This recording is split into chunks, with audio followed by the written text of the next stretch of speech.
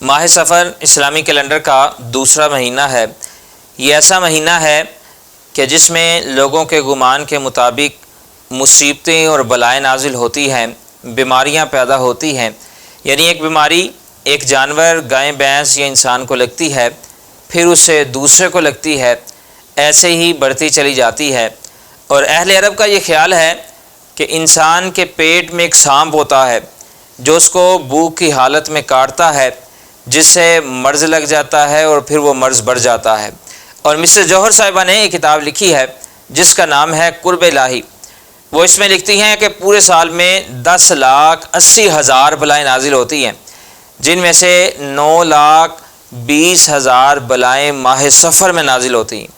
تو ان ساری باتوں کے جواب میں سرکار کائنات علیہ الصلوۃ والسلام نے ارشاد فرمایا، مسلم حدیث نمبر 1745 میں آتا ہے کہ حضرت سیدنا جابر رضی اللہ تعالیٰ عنہ روایت کرتے ہیں، فرماتے ہیں کہ رسول اللہ صلی اللہ علیہ وآلہ وسلم نے ارشاد پاک فرمایا کہ یقول لا عدویٰ لا صفرا لا غولا، کہ ماہ سفر نہ بیماری ہے، نہ بدفعلی ہے اور نہ ہی نحوست ہے۔